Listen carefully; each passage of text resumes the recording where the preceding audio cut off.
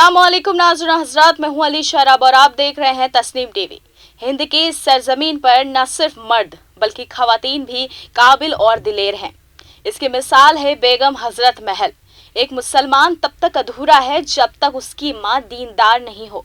इस्लाम में या कहीं भी माँ ही अव्वल मदरसा है हर औलाद का।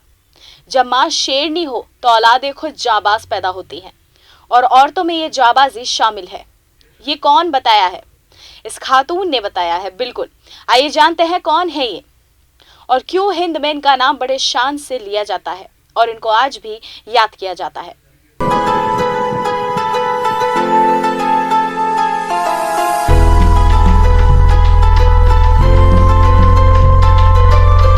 बेगम हजरत महल 1820 अप्रैल से 1889 तक, जिसे अवध की बेगम भी कहा जाता है, नवाब ऑफ अवध वाजिद अली शाह की दूसरी बीवी और 1857 से 58 में अवध की रेजेंट थी। वो 1857 के हिंदुस्तानी बगावत के दौरान बर्तानवी ईस्ट इंडिया कंपनी के खिलाफ बगावत में अहम किरदार के लिए जानी जाती हैं। जब उसे उसके शौहर को कलकत्ता जिला वतन कर दिया गया था और हिंदुस्तानी बगावत फूट पड़ी थी, उन्होंने अपने बेटे शहजादा बर्जीस कद्र को अवध का वली यानी हुक्मरान अपनी अक़लियत के दरमियान खुद को रेजेंट बनाया था।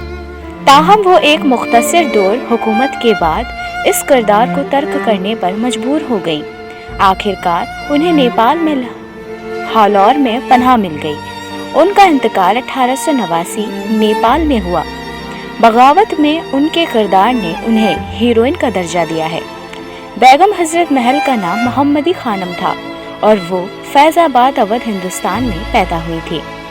उन्हें उसके वालिदैन ने बेच दिया था और पेशे से एक दरबारी बन गई थी। वो शाही एजेंटों को फरोख्त होने के बाद एक खवासीन के तौर पर शाही हरम में दाखिल हुई, जहां उन्हें प्रमोट किया गया और उसे महक पारी के नाम से जाना जाता था।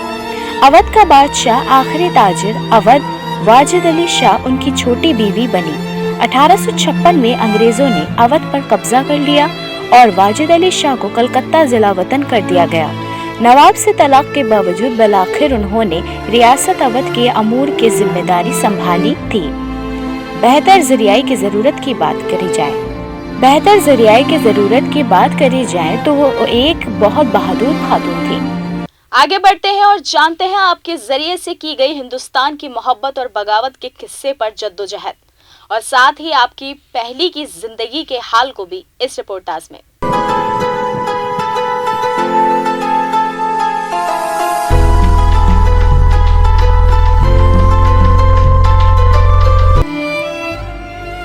सत्तावन की हिंदुस्तानी बगावत के दौरान बेगम हजरत महल के हामियों के गिरोह ने राजा जलाल सिंह की क़ियादत में अंग्रेजों की अफवाज के खिलाफ बगावत की। उन्होंने लखनऊ पर कब्जा कर लिया और उन्होंने अपने नाबालिग बेटे शहजादा बर्जीस कद्र की सरपरस्ती के तौर पर इक़्तिदार संभाल लिया, जिसे उन्होंने अवध का हुक्मरान बना दिया था। रेजेंट के तौर पर वो खुद बखुद अंग्रेजों के खिलाफ बगावत में कायदाना किरदार अदा करने के लिए आई। बेगम हजरत महल की बुनियादी शिकायतों में से एक ये थी कि अंग्रेज ईस्ट इंडिया कंपनी ने महज सड़कें बनाने के लिए मंदिरों और मस्जिद को मसामर कर दिया था। बगावत के आखिरी दिनों में जारी करदा एक ऐलान में उन्होंने इबादत की आज़ादी की इजाज़त देने के बर्तानवी दावे का मजाक उड़ाया।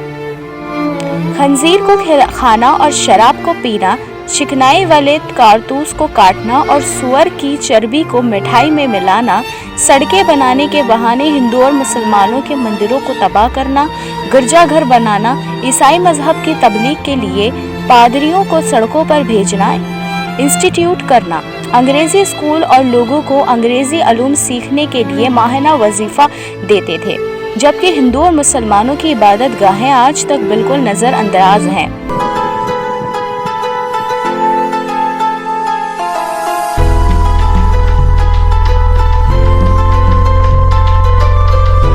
बेगम हजरत महल का मकबरा काठमांडू के वस्ती हिस्से में जामे मस्जिद के करीब वाक़ है, जो कि मशहूर दरबार मार्ग से ज्यादा दूर नहीं है।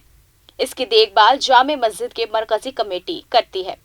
فی الحال کی ہماری خاص پیشکش میں صرف اتنا ہی، تو مجھے دیجیے اجازت، ایک اور قصے کے ساتھ حاضر ہوں گے اگلی بار، تب تک کے لیے دیکھتے رہیے تسنیم ٹی وی۔ اللہ حافظ۔